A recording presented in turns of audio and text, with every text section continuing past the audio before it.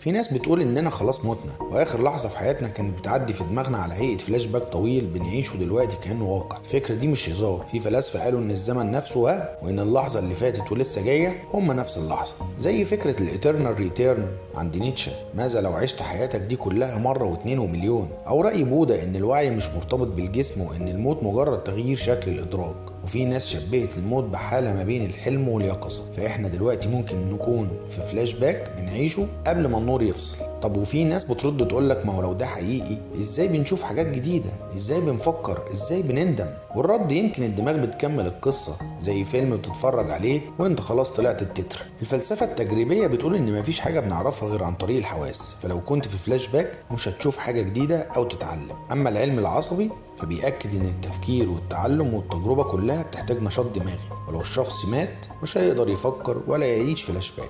السؤال بقى، انت فعلا عايش ولا بتفتكر انك كنت عايش؟